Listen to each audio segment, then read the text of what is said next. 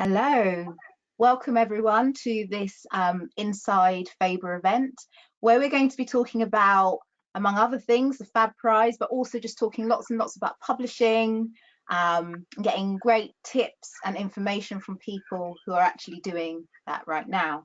So just to introduce myself, my name is Jasmine Richards. I'm going to be your chair today. I've written over 15 books for children now. I'm an ex-publisher, so I used to be on the other side of the desk commissioning and deciding what I would acquire or not. I do a bit of screenwriting. The thing you've got to understand about being a writer is that most writers do lots of different types of jobs to make a living, but maybe we'll get into that.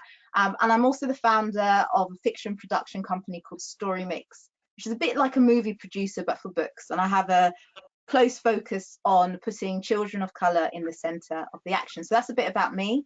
I'm really honoured that this year I'm actually one of the guest judges for the FAB Prize, which is why I was invited to chair this event and to speak to some of the alumni or alumnus from the FAB Prize. So just to tell you tiny bit about the FAB Prize, and we'll talk about it a bit more, but it was founded in 2017 by Faber Children's and Adeline agency, and it was founded to seek out talent from black and minority ethnic backgrounds, to try and find new talent, because basically publishing needs more talent from all corners of society. It's really important. There's a real richness that we're not tapping into, and FAB Prize has done great things and taken great strides into trying to make publishing a more equal place. So these lovely other heads that are surrounding me, there are panelists for this evening. So I'm just going to quickly do the bios for each one, and then I'm going to have conversations with each of them. So first of all, we have Hannah Lee, and I'm going to go and just read from here. There's lots of exciting things that Hannah has done. Hannah Lee is a writer from London, and she loves telling stories. Her debut picture book is called, not was, because it still exists and is in all good bookshops, is called My Hair, and it's illustrated. Oh yes, you can tell she's a professional. I hope good, very good. 10 out of 10. My Hair, illustrated by Alan Fatima Haran, was published by Faber and Faber after coming highly commended in the FAB Prize in 2017. So in the first year of the prize, so that's really exciting. Her next book, The Rapping Princess, will be in all, I like this, in all great bookstores, so not the rubbish ones, all great bookstores as of August 21. And her mission is to create stories that transport you to somewhere special, and she adores every opportunity to get and to meet with her amazing readers. So book her for school visits, because I think it should be awesome. Okay, next we have Akran Gimai. How actually have I said your surname right? Akran. Akran is an illustrator with a keen interest in narratives bursting with drama. Being of a performance background in his childhood and teenage years, so we're going to talk more about that, he is especially intrigued by the trading of the stage for the page to display emotional sequences. Whilst his work tends to pivot around fiction, Akran also creates time for more socio-political interwoven projects. He is currently working with Faber on the release of Jason Reynolds and Brendan Keeley's YA novel, All American Boys. Oh, exciting. That sounds fab. Okay, we're going to have to talk more about that one. Next, very excited to introduce you to Michael Mann. He's a teacher by day and a dad by night, and maybe during lockdown, a bit of both at the same time, I imagine, maybe a little bit. Michael mostly writes when he should be sleeping. His debut novel, Ghost Cloud, will be published by Hachette in October 21. Ghost Cloud, love that title. And a sequel following in the following year. He owes the idea of Ghost Cloud to his coal mining granddad and a lifelong love of cloud spotting. And then last but not least, we have Lucy. Lucy is an illustrator from Newcastle upon Tyne. Her illustrations are created by using a mix of traditional and digital media. Lucy's debut book as an illustrator, Afraid of the Dark, was written by Isabel Otter, created by Sarah Shaffi. Oh, very good. And was published last October by Little Tiger. And most recently, she created an illustration for an anthology to be published by Knights of and Book Trust. That's very exciting, Lucy, because I'm in the same anthology. So, yeah.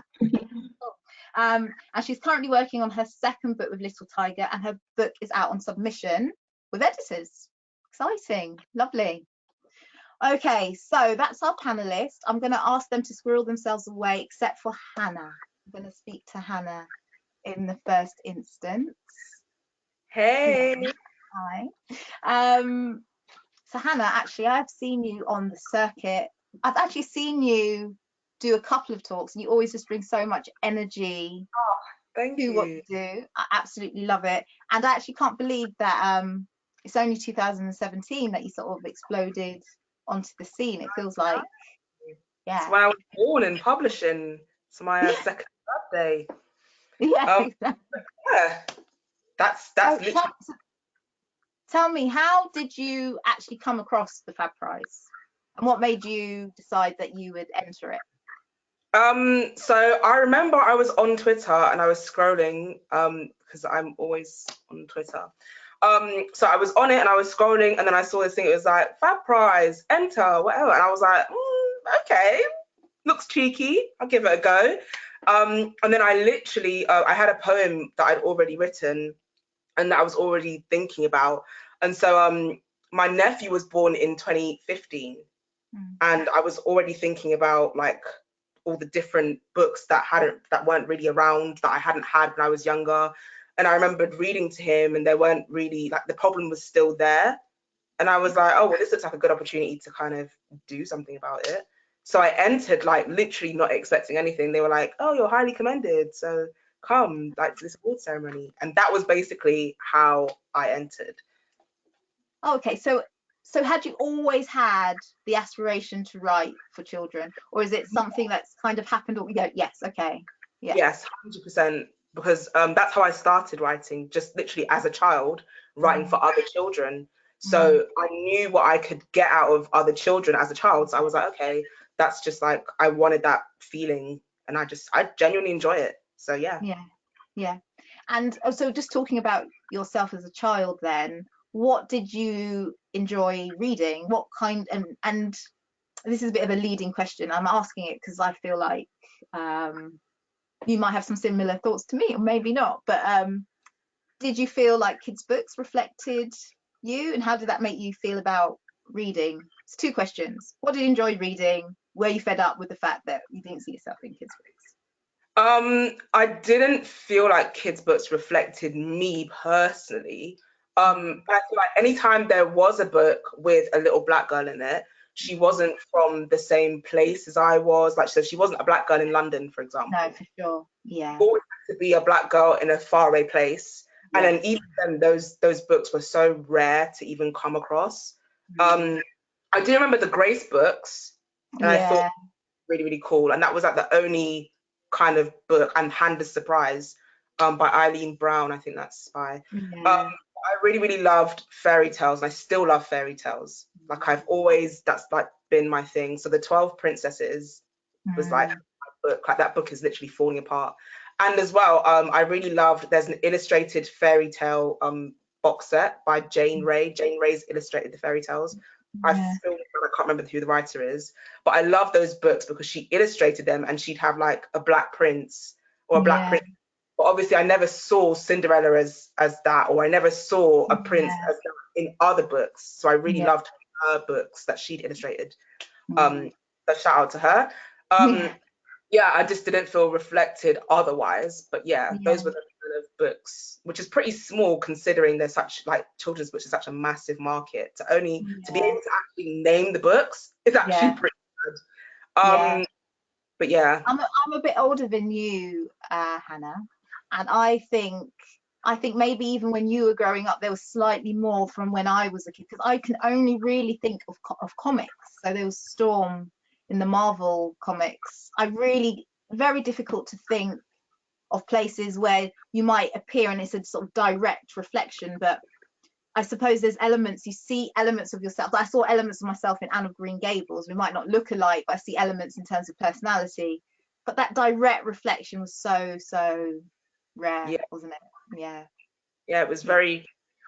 And then when you get to teen books, I know we're not on that, but when you get to teen No, books as get well, onto it. Yeah. that gets even smaller, because I felt like a lot of the girls in teen books were like, oh my gosh, I'm so insecure, like I look like rubbish, whatever. And the girls that I was around, that I grew up around, and myself as well, we weren't there. with that. So that was really, like, it was weird because I had girls around me who was like, I look so good today. Everyone like, and those girls were never in books. Like, they were just never there to be reflected. It was always, I look rubbish and like I feel horrible. And I was like, that's not my truth. That wasn't my truth, and it wasn't the girls around me's truth. So there was a differing viewpoint. Like, if you feel like that, that's fine, that's fair. But there was just never a different viewpoint. So even on that too was another thing. What are you gonna? Okay, so that moves us on nicely, right? So you write picture books, and that's super exciting. I'm going to talk a bit about your picture books. But any aspirations, interest in writing for different age ranges, older age ranges? Yes. You didn't know I was going to ask that. Yeah, because that's like my other love, like teen books and like my teen comedy. Like I literally, like, I live for it. I read a lot of Meg Cabot when I was like 18. And I also read, this is really weird, like when I was a teenager, I was really deeply into thrillers.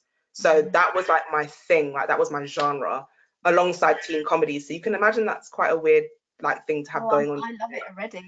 If you're going to do a bit of mashing up, I love it already.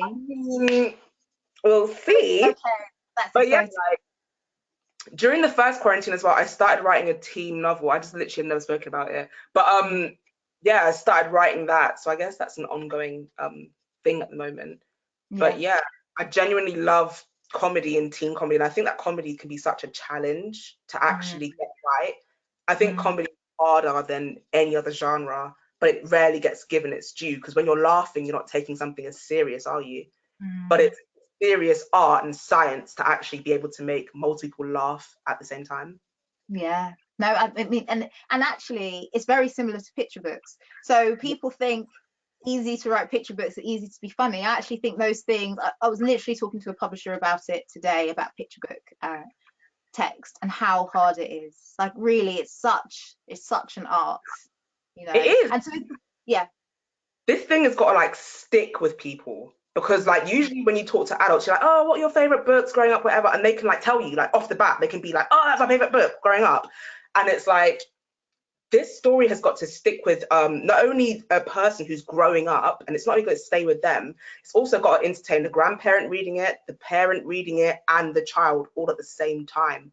So like, that is again such a hard thing to like do, but people readily dismiss it and are like, oh, it's just a picture book, whatever.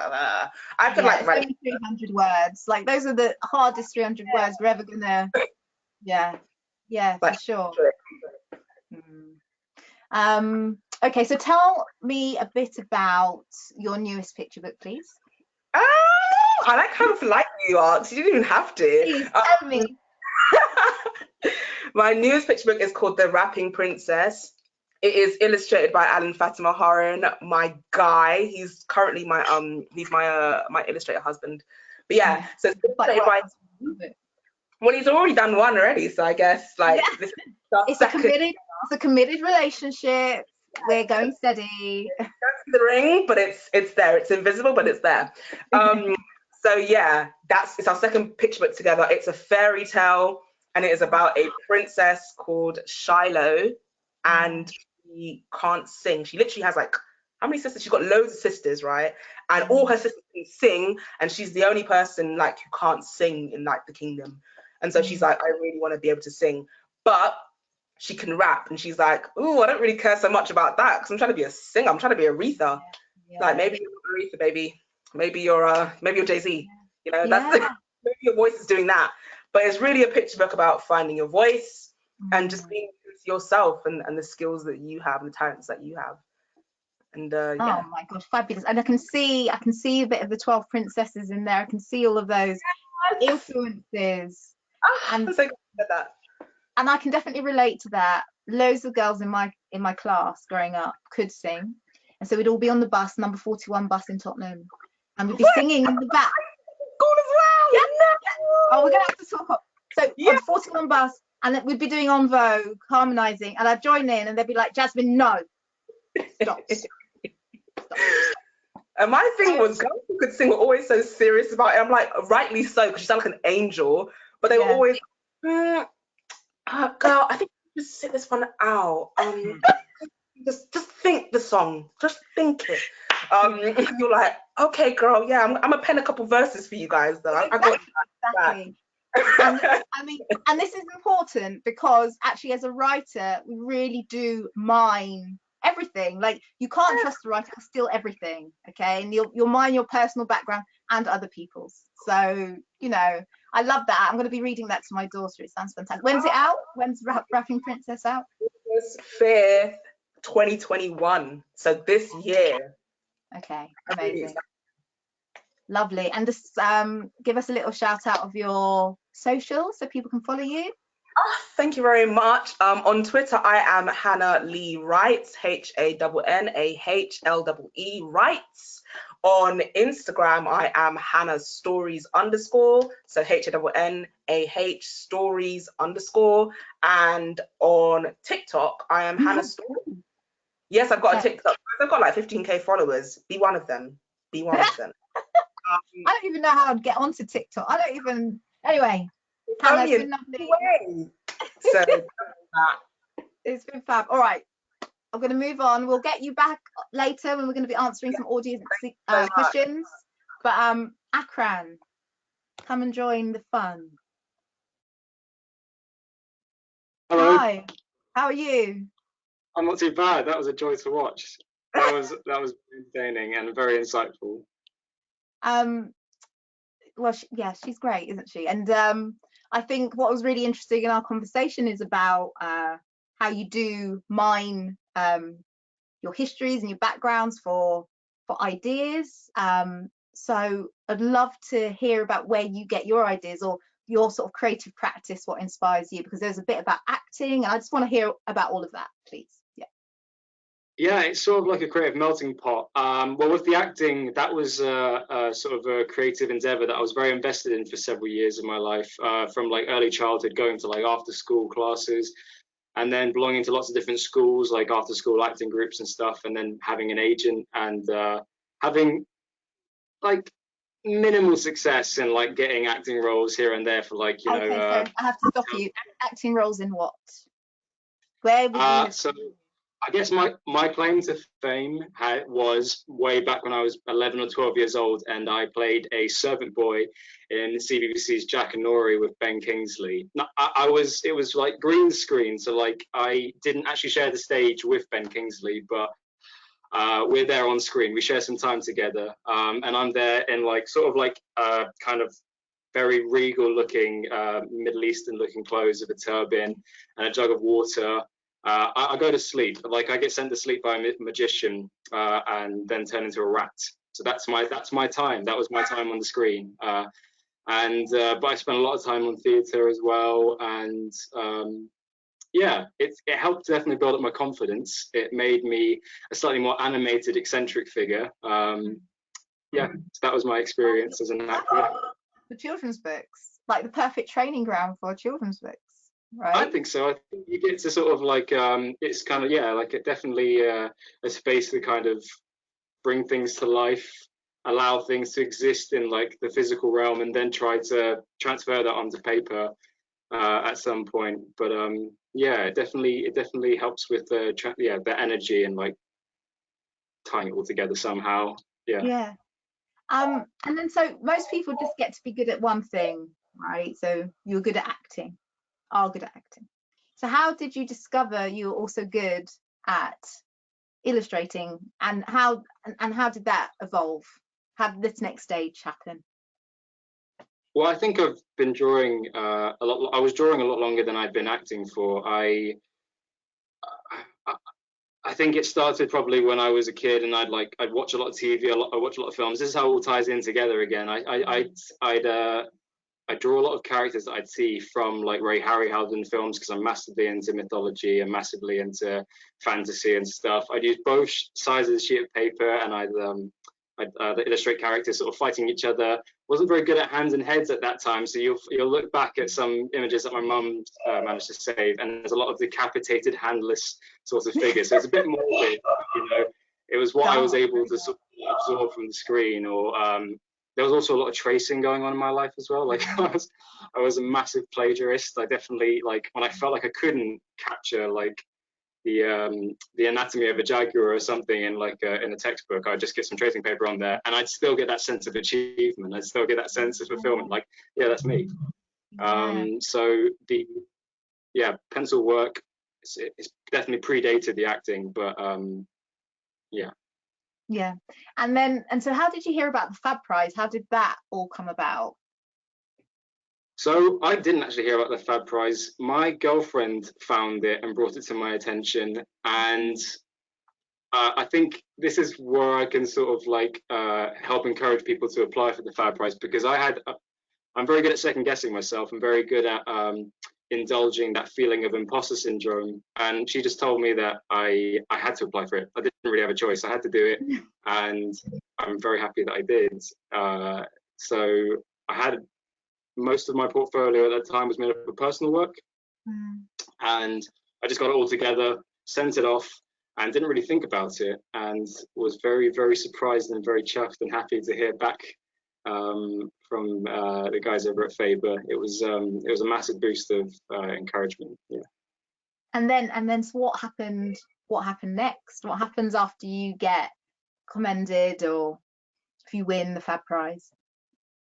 So I came second to Ngadi Smart, who is amazing, fantastic work, but like just getting that sort of validation, that kind of and winning second place was huge for me. And alongside that, they'd also asked me if I wanted to work on a book project illustrating Jason Reynolds and Brendan Keeley's All American Boys, which was huge, because like you pointed out in my bio, I'm also very passionate about sort of socio-political subjects and things to do with like sort of like what's going on in the world now. And it felt very timely to do with all of the BLM marches and the tragedy of George Floyd back last summer. So like I was starting to like, you know, reignite my activism and start to get more sort of like passionate about it. And this was like a perfect opportunity for me to like authentically express myself through a project. Like how else can I get involved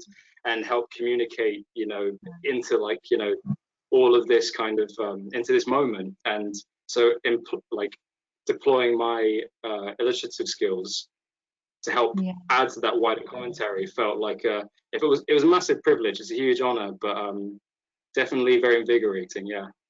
And so are you doing the cover, the insides? Are you allowed to tell us anymore? Yeah.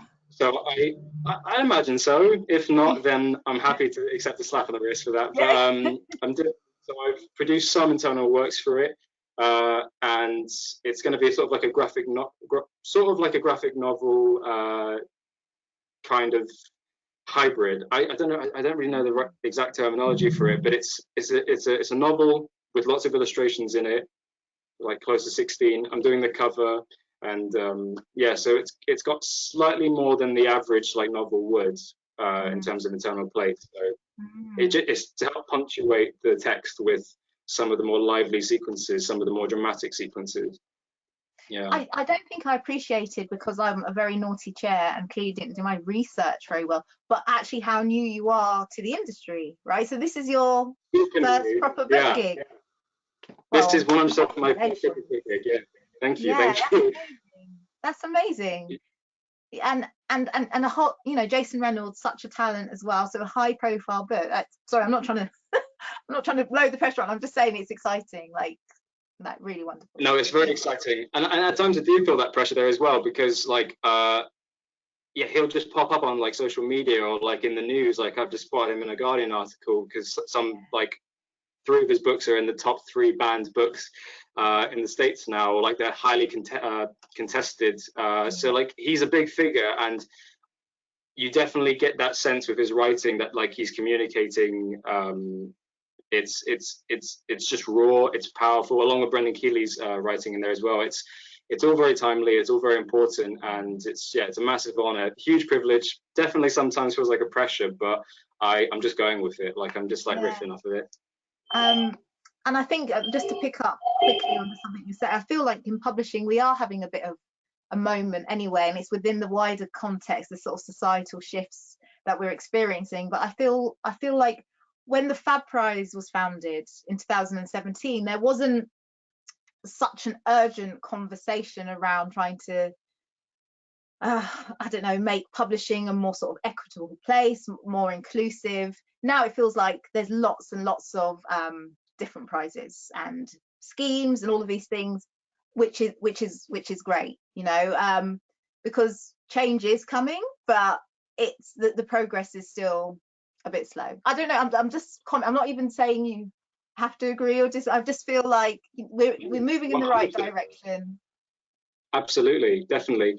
I mean, there's always work to be done, but like with an initiative like this, like I just feel like Faber got it right. They were ahead of the game. They knew exactly what they wanted to see in the industry, which is just a few more unfamiliar faces and people that hadn't had been sort of like sidelined for the most part.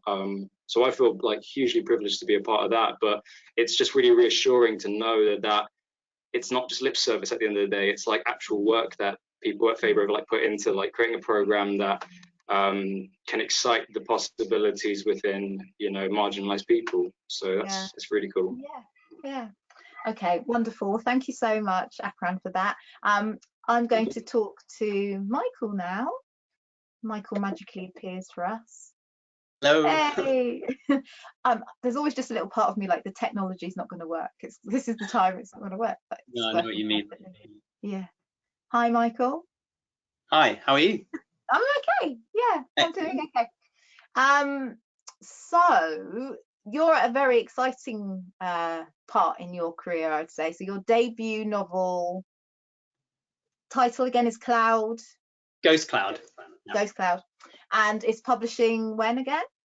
In October the 7th. And I just finished the first draft for the sequel this week, so that's exciting as well. Oh, that's amazing. Actually, and you're very smart to do that, because I think what happens, and it happened to me a long time ago, which is you sort of secure your book deal, and for the first book you kind of have all the time in the world because you don't know if you're going to sell it, right? The second book, if you can get it written before the first one comes out, it's a very good plan. One, because once you start doing all the publicity and all the work that comes with being a children's author, which isn't just the writing of books, there's actually not necessarily the time that you would love to dedicate to writing, but also you might start second guessing yourself. I think it's a really special time before you're published when you're writing, so well done. Yeah, no, I mean, I kind of, you know, it might all get torn apart when my editor sees it, but I do feel like I feel quite a bit of sense of relief having that done, because some of my friends who are having to write during the whole publishing process, you know, when their book is coming out, they say it's super stressful. But yeah, it's really hard. And that's another thing that people say who write, is like, don't get it right, get it writ in the first instance. You know, I really think you can fix anything with draft, revision, a good edit, but actually most people don't get to the end of the first draft. So for those people out there who are really serious about writing, like, getting to the end of the first draft is a massive first step. Yeah, I had a post-it on my screen that was like, you can fix this. Just because there's so many times you're like, this is unsavable, this is all terrible, but actually, you know, eventually you get there, and it's I feel like I fixed most of the horrible bits, and so, you know, hopefully it's just nice to have got to the end. So yeah, no, well done, round of applause for that. So so tell me, how did you come across the FAB Prize? How did that whole journey kind of begin? I was doing a writing course at CityLit, which was in children's writing, and I'd done sort of lots of short story writing before for adults, and I thought I kind of had always wanted to look at children's writing, and I just remember it coming. I think someone on the course passed it along, and we were doing a homework on picture book, like a picture book text, and there were, you know, the certain layouts you have to do, and it's not really where I'd ever thought I would be writing a picture book, but I'd written it and I kind of liked it, and so I tidied it up and sent it off, kind of a bit like Akram was saying. I sent it off without expecting necessarily anything to come of it, and then I got I didn't get second prize or highly commended, but I got commended, and so I was super thrilled with that. Yeah. And the event has some other prizes as well. I didn't mention them all. I thought I'd get you to tell us a bit about Soobys. So Soobys Society of Children's Books Writers and Illustrators. Tell us a bit about that prize as well.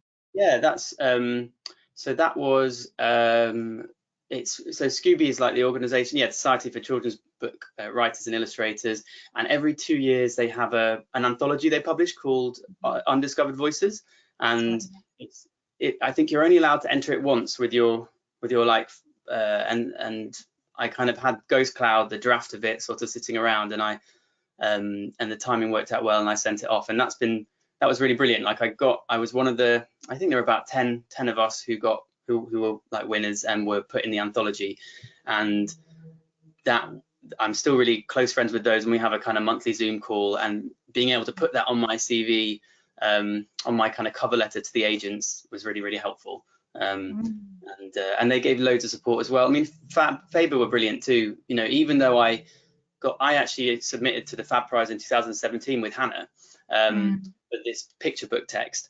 But when I was getting interest in Ghost Cloud, I contacted Faber, and Natasha and Faber and Alice there kind of helped me with choosing agents and things like that, and so they were really really lovely about it.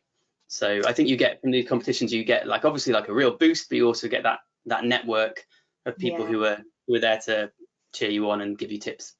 Yeah, and actually that might be quite useful, because there'll be a lot of people watching who maybe have had that manuscript in their bottom drawer for a while or are working on something. So how did you go about choosing an agent? It sounds so it sounds like a real like first world problem, but it was quite stressful. Like you kind of first, when you get the first agent saying that I had an agent saying I was interested, I was kind of ready to sign up there and then. But one of the kind of conditions of the Soobys Prize was that you had to wait until their event before you could sign with an agent. Okay. And so then I ended up with a few, and you're then a few offers. I had a few offers of agents, yeah, which is really lovely position to be in, and it's totally impossible to decide because they all seem really lovely. It's their job to be really charming, and they're all, you know, it's like they all come with these ideas for your book, and you feel after having written like completely in a kind of by yourself for so long, and suddenly you've got these people really interested in your book and giving you really good ideas, it's really hard to sort of say no to any of them. But in the end, I think I clicked a little bit more with Steph at Curtis Brown, who I went with. I did talk to people, you know, I talked to people like Alice at Faber and other people, and just checked if they rated the agents, you know, and usually they all of them were pretty much really well recommended, and it came down to kind of fit and also her ideas for the book. You know, she had some really good questions that I hadn't at all thought about, like, you know, where did these ghosts come from in the book, and I hadn't even thought about it, and I was really glad that she was kind of on the details like that. So obviously it's different for lots of different, so some writers might only have one offer, some will have multiple offers, but I think it's the same advice goes, which is do your research. Research. So you asked people, you sort of, you know, reached out to your networks, and it's about fit, isn't it? Because the idea is that you're with your agent for a long time. It's a long-term relationship, you know, and sometimes editors might move on and you get a new editor, so really your consistent partner on that journey should be your agent. So I also looked at the books that they had, you know, the authors they represented and the books that they had out, and I just really loved some of the books that my agent had recently brought out, and they were kind of the kind of books that I'd love to write, and so for me that was also a really, you know, kind of seeing what they've done with their authors and who they represent, and that was a really another part of the homework, like you say, doing your research. And actually another top tip, I just remember, if you're trying to work out, so if you're a writer out there and you know that you love a certain writer, you can't work out who their agent is, one thing you can do is kind of check the special sort of the acknowledgement at the back. So really often authors will acknowledge their agent, and it's a good way of sort of doing that investigative work if the information isn't immediately apparent. I'm going to ask you one more question really quickly, because it's something that sort of intrigued me in your bio, which is, you know, you're a parent and you're a teacher and you write. How do you balance that? How do you do that? Well, my toddler is like currently screaming, so sometimes not very well, but my partner is with her, so that's fine. So she's not all by herself. I guess for me, you know, sometimes they are competing with times, but actually they can be quite like energizing. You know, you sort of get inspiration from the kids. That's when on a good week, You know, you see the kids do hilarious things in school, and you read aloud to them at the end of the day, and it makes you think about writing, and it makes you think about which books the kids are picking up and putting down. You know, and I sort of 9-10-year-olds, so which is the age I write for. Yeah, exactly. So that's kind of exciting to get that. It does feed into it. I think also as a writer, now I'm writing, I have a bit more time. I've kind of gone part-time, and I spend a bit more time with my toddler. But I also think sometimes being busy makes you get things done as well. You know, so I'll know I've got my half term and my summer holiday where I have to finish X number of chapters, and I will get them done. Whereas sometimes when I have, you know, I can imagine if I was full-time writing or had more time, I would take longer to do it. It kind of expands to fill the space. I used to write in her naps when she had a nap on parental leave. I would get the best writing done in a 2-hour nap. So yeah, but yeah, it is hard, and I am tired sometimes. and it did take me 4 years to finish that first book. So yeah. And how long to write the second? So I mean, the first draft has taken me like a year. It's taken me a year, but I have had more time to write now because I had the book deal. I could kind of justify, you know, carving out a day a week to write, and could financially justify it. So, and that's really just, you know, that's a very, very lucky position to be in, you know. But I think it does help having more time. But even if you don't, you just got to carve out that time in some way you can. And you know, if you're good at routine, carve out a certain slot at the weekend when you can do it. Yeah. And the thing I've found, it's taken me many years to work it out, but just to work out when you are most productive and actually not fight against your sort of natural, like sometimes you have to, sometimes you just got to power through and get it done. Yes. But as much as you can sort of work with your natural rhythms, I think sounds You're totally right. Yeah, I always wanted to be a morning writer, and I'm just not. You know? And sometimes, I mean, I don't write late, but like in the evening after dinner, I can get quite a lot of writing done, you know, for you know, a good few hours, and that's really good. Whereas every time I woke up in the morning early to try and do it, I was just miserable. So yeah, exactly. Okay, well, lovely, thank you, Michael. I'm going to bring Lucy on now. Hi, Lucy. Hello. Hiya. It was really nice to hear everyone talk. Oh, so really interesting. Yeah. Had a cup of tea. Yeah. So I'm just trying to think. I think I'll probably start in the same place that I've started with everyone else, which is just to try and understand how you came across the FAB Prize. So yeah, I think at the time, like Michael, actually, I'm a member of the Society of Children's Book Writers and Illustrators, and I had sort of fairly recently also won the Undiscovered Voices, one of the finalists on there. Yeah.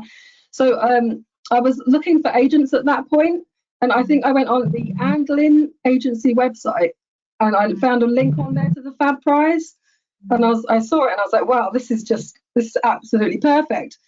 And yeah, I kind of just went for it. I'd been looking for competitions to enter as well for a while, just because it's always a really good opportunity, I think, to showcase your work and just to kind of boost your confidence if you get through. And I didn't think I would, get chosen, but I submitted, and when I got the phone call from Leah, I think it was, I was just astounded, basically, that I'd actually won. I couldn't believe it. I mean, and I think, and quite a few of you have said it already, like, it does feel like you're putting yourself out there, but it's worth putting yourself out there for prizes, because the reward is network, and it's profile, it's practice, isn't it? It's all of those things.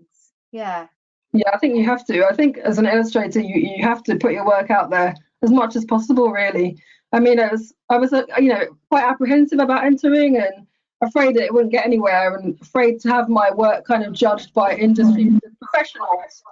But at the same time, I think you have to do it. You have to just go for it.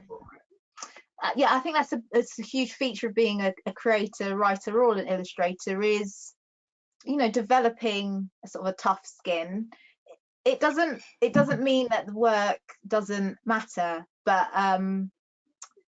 it's just being open to to conversation around it. Lucy, I think you've frozen. Has Lucy frozen for anyone else? Oh, you're back. I don't know. Yeah, it seems all right at my end, but Oh, okay. is Well, it okay? I can hear you okay. Okay, Right. good.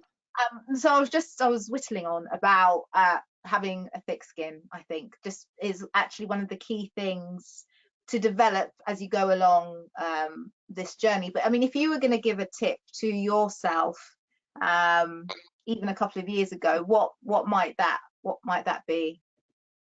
Yeah, I think being determined, definitely, and just kind of carrying on, and like you say, having a thick skin. I think also, like, don't be afraid to ask people for advice, because I think for a long time I was really afraid to ask. Just I thought people wouldn't have the time for me, or it'd be a burden on people. People have got their own things going on, but actually, people in the children's book industry are some of the most approachable people, I think.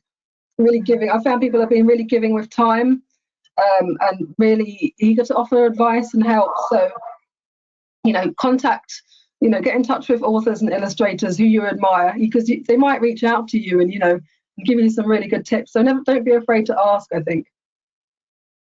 Yeah, I think I love the children's book industry for exactly that. Like, it is a very warm, welcoming industry. I think the like once you're in, I think from the outside it can feel quite impenetrable, and there's maybe sometimes a lot around language and systems that you've got to get your head around, and that can feel quite inaccessible. But the actual people who make up the industry, I think, are really warm. So I was going to ask you a bit about what you're working on at the moment. So I'm working on a second picture book for Little Tiger at the moment. I did the first one, Afraid of the Dark. I'll do a Hannah there and show it. Is that one? This one's out already. So the Afraid of the Dark came out in October last year. So right in the middle of the pandemic, which was great. But the next one I think is due to be published next year. So that's a second book. So it's in like a series called Our Town. And it's set in a diverse community, and it's kind of the first thing they've really ever done of this kind. So yeah, I was really, really excited to be part of it. So this is the second book, will be called New Baby, but it's not been published yet, but hopefully next year. And I've just finished doing a piece of work for Nights Off that you mentioned, so that's not been published yet, the anthology that you're also part of. You could tell the world a bit about the anthology, right? You go, you tell them about it. So it's called Happy Here, and it's showcasing 10, I think, Black British authors and illustrators. And I can't believe I got selected to be one of the illustrators. Absolutely amazing. So I've illustrated a story by Corinne Getton, who, also was also a FAB Prize alumni. I think I have a copy. I might just give her a quick shout out, because I actually love this. Yes, it's fantastic, isn't it? Book, really, I enjoyed it. Yeah, it's an excellent book, and she's my running mate as well with my agent. We got the same agent, Alice Sutherland Horse. So I think she also found Alice through the FAB Prize, as did I. And so I've illustrated her story, which I think is going to be called Where Is Home. I think I'm allowed to say that. I'm not sure. And that's due to be published. So the Happy Here anthology is going to be published in a couple of months, I think, very soon. Or was it July, maybe? Yeah.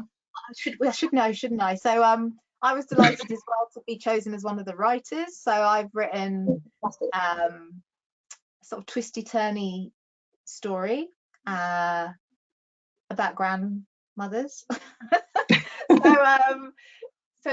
I think it does come out. It's either July or August. But the really exciting thing is a copy of this anthology goes to every single school in England. So, and the fact that it's a story that has, and will have an inclusive cast of characters. The creators are writers and illustrators of colour, and it's their stories of joy, I think, is what excites me most, because so often the conversation when we start talking about diversity or inclusion, it's trauma, or it's very heavy. And I'm not here for it. I've seen your artwork. I just love how joyful your artwork is, and sort of thank you. So I sense that you're here for the joy too. Oh, absolutely, yeah. It's something to be celebrated, isn't it? Diversity, and it should be, and not. It shouldn't always be a negative. You know, the conversation shouldn't always be a negative one. You know, there are things, there is trauma, but if it's always about that, then that perpetuates everything, and it becomes what it's about. But we want to talk about positive things as well, and so yeah, the anthology is really important for that, I think, and I'm really pleased to be part of it. Really, really happy. Exciting. And I know you're working on your own picture book text, so maybe just to sort of finish up, where do you, that's the question I hate actually being asked as a writer, so I can't believe I'm doing it to you, where do you get your ideas from? For the writing or for the drawing? I think I'm quite interested in this, your evolution here of being both a writer and an illustrator. So I think as a writer. Well, yeah, I've always sort of written, but I did stop for a while to concentrate on illustration mostly, and I kind of just didn't think I was that good at writing. I thought I was better at illustrating, and so I just concentrated on that. But the writing more recently, the ideas have come from, well, I've got a son who's 5, and he's been a big inspiration. You know, the things he does. Aren't they? Yeah, they do have their uses. Yeah, they're great. You know, the things he says and does, and the things that I want him to learn from life, you know, that are important to me and my husband, and you know, my family. I want to kind of pass it on to him, and so want to impart that knowledge to other children as well. So that's kind of inspired me to write again, I think, it's part of it. A bit like Akram was saying, the kind of socio-economic, like, you know, the climate and things, political climate has been quite a heavy inspiration on my work, I would say, as well. Like hope particularly is something that features a lot in my writing. So yeah. And we need it. Yeah. Hope stories. Okay, thank you, Lucy. What I might do now, so we've just got under 15 minutes left. I might bring us all back if we can all come back in the room. Yay, hello. Hi, okay, welcome back everyone. So we've got to know you a bit more now. We did get some questions from the audience. People sent it in advance, so I might just jump in some of those, and then whoever feels like answering, I think you can, you know, all chip in, couple chip in if you've got something you really want to share. Okay, so our first one is, when you were growing up, did you think you would write books or illustrate? And if yes, did you get encouragement towards those goals? So when you were growing up, did you think you would write books or illustrate? And did you, was that an aspiration that was supported, encouraged by the people around you? I'll go first since I started talking. It was, I think it kind of goes hand in hand oddly, because like Akram was saying, like, you know, when you're younger, you do trace stuff, and I remember like tracing The Simpsons and trying to draw them and trying to draw Futurama stuff and stuff like that. But like in my mind, writing and illustration are such, like, they're interconnected, so they're like both the same thing to me. My mind, story is as like it's there with the illustration, it's there with the writing too. Yeah, I always knew I wanted to be a writer, not so much of an illustrator. Thank God for Alan. But yeah, so I always knew I wanted to be a writer, and the encouragement, I would say, came from other children more than adults. Like, other children were like, yeah, you should write books. Like, it makes sense because you're obviously going to be a writer. That was other children, but it wasn't adults. Adults weren't doing that. Adults were like, so, you know, kind of thing. Like, adults weren't ever encouraging that side of me necessarily, to like the extent that other children were doing that. Like, for them, it just made sense. Oh, you write, so you should be a writer. Yeah. But, yeah. Oh, so you were getting your market research even then? I was getting it. How about who else? Who else kind of knew they definitely? So Michael. Yeah, I mean, I think I always wanted to be when I was little, and I think as my parents were very, like, you know, they'd always, if I wrote a nice story, they'd be very lovely about it, but I think they never saw it as obviously a real job. And I think at some point, you know, as you get older, you get more self-conscious, don't you? And I think in my, like, especially at university and teen years, and then when I sort of, you know, had an office job for a bit before teaching, kind of those writing dreams kind of feel quite unrealistic at some point. And so it took me although I wanted to be a writer when I was very little, and I would say my parents were lovely about it, but you know, I think it took me until I was a bit older to realize that that was still something. Even when I was like 30, I was like, I still want to write, and that's when I started going back to it and doing courses and sort of rediscovering that kind of want to be a writer that I had back then. But yeah. And was it just an idea that wouldn't leave you alone that got you back in, you know, got you in the seat writing? Because I mean, I've definitely had times when I'm writing and it's a sunny day outside and you maybe can hear your kids or your friends having a lovely time outside, you're inside writing, especially when you haven't even got a book deal yet. You make that sacrifice, you know, it takes quite a force of will to make it happen. Yeah, I get a real buzz. I used to write short stories, and I get a real buzz when the short story comes together. And so I think any kind of writing was exciting. And I think there is that tricky thing, isn't there, where before this all went well, like I kind of committed to myself, I'm writing because I enjoy writing, and if I get published, it's a bonus. And I felt that was quite liberating, because I think if you otherwise, every time you get a rejection from a competition or a thing, it sort of feels like you shouldn't be writing, when actually you should. I feel like you should just write because you want to, and then the publishing stuff is a real plus. Yeah. I think for writers, sort of mental health, that is definitely the right way to approach it. Write for the love of writing, and hopefully the rest is sort of an invitation. The rest will come. Yeah. Anyone else, or shall we move on? Lucy, did you always know you wanted to? Yeah, I knew I wanted to draw a lot. Like, I didn't know I necessarily wanted to be an illustrator, but drawing was something I've always loved. I think when I found out about it was manga that inspired me to want to be an illustrator, particularly because my cousin got me into manga, and although I'd read lots of books, but yeah, like a lot of us, I didn't see myself in books, you know, when I was young. But for some reason I really gravitated towards the manga. So when I was a teen, I wanted to be a manga artist, basically, a manga illustrator for a long time. Yeah. And so interesting, because your illustration style feels quite far away from manga. It's interesting that's where you start. I kind of want you to go back to manga now. I'd love to see how you do it. Watch the space. Actually, so talking about sort of picture books, we'll stay with picture books for a moment, because we had a couple of questions, but it's kind of around the same thing, which is, once you've written a picture book, is it worth getting an illustrator to do some illustrations before submitting it to agents and publishers? Who wants to have a go at answering that? I can. Yeah. Well, I would say it's not really worth getting an illustrator first, because they can be quite expensive, and generally publishers like to use their own illustrators anyway.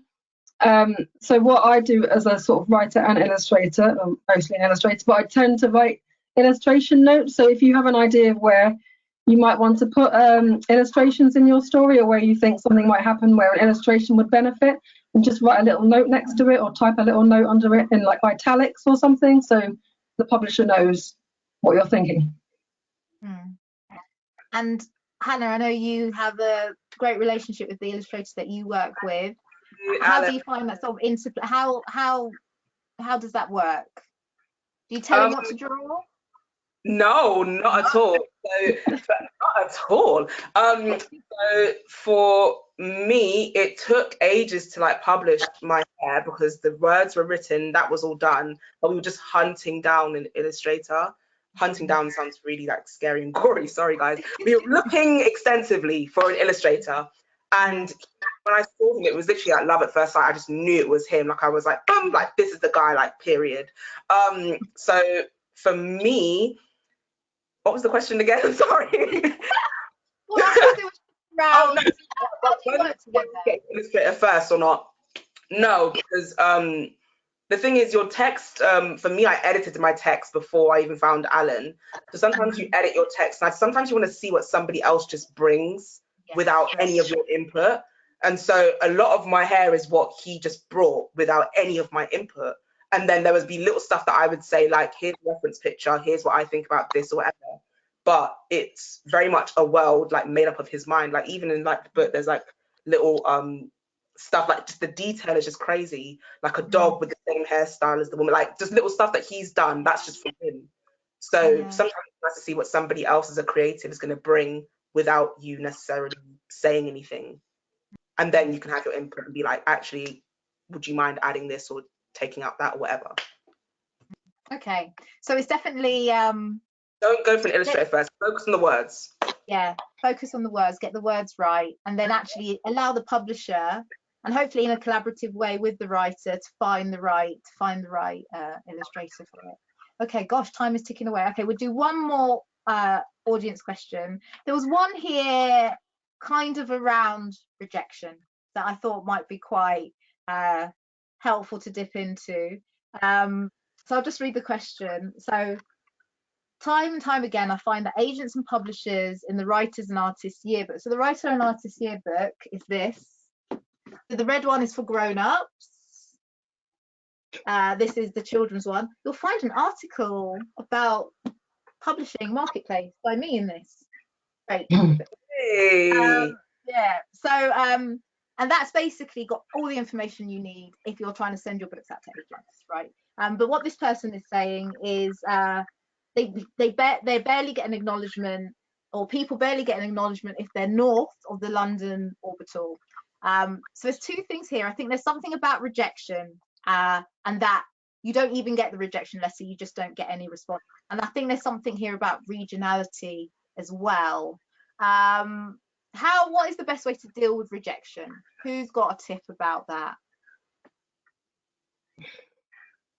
I guess it's just perseverance, isn't it? I mean, this kind of again ties into like some of the history I had with acting, is that you're just going to get a lot of very harsh rejections. You can start to get your hopes up about envisioning yourself in a role, or envisioning this publisher taking on your project, your book, and then it can all be very nice in your imagination, but then like the harsh reality kicks in, and it's about having that thick skin that you guys mentioned and everything, and just, I don't know, like being in your camp and being on your side and not being another barrier in front of yourself, like allowing yourself to have that kind of longevity, like just invest in that, like in that self-trust, and like just keep going, because it does happen along the way. I've had to experience rejection from universities, for roles, for funding, commissions, all sorts of stuff. And this feels like, you know, one opportunity that's actually like happened for me out of many. So like you just have to, there's no guarantees. You just have to like just go into it. Just, I guess, faith's the word. Yeah, it's kind of back yourself and keep going. Yeah. I think that's right. But I do think publishers and agents could do a better job of getting back to authors and illustrators, but lots of these places are under resourced. So, you know, that's a bit of a defense, but I wouldn't take it personally. Even if you don't get a response, like, don't take it personally. I think it's basically a symptom of a system that's maybe there's not enough resource to get through all of the submissions, you know. So I think, yeah, back yourself and continue. And then in terms of the regionality bit, north of the London orbital, I think that's definitely moving in the direction as well, and it's sort of part of that wider conversation around inclusivity. You know, we've now got publishers based in Manchester and in Leeds, and I think with home working now, I think it's going to start, hopefully, feel a lot less London centric. Right, now, very quickly, I need to tell everyone where they can go and find out more about the FAB Prize, or I'll get told off by somebody. So the website is fabprize.org. The deadline is the 4th of June. So if you go on there, there's all the details about what the prizes are. So if you win the illustration prize, you win £500, and if you win the text prize, it's £500. All the guidelines are there, word extents, how many illustrations you can enter. And you can see all of your lovely faces on there, because the alumni are also on that page. So yeah, do go and have a look at that. Do make sure to follow all of these lovely people here, and to buy their books and buy them from an independent bookshop. Okay, I think that's everything I want to say. Thanks for being such a great host, Jasmine. Oh, thank you, Hannah. Thank you. Yeah, thank you. I really enjoyed it. Thanks so much. Yeah, and good night. Have good evenings, everyone. Good night. Have a good evening. Bye-bye. Thank you. See you guys around the place.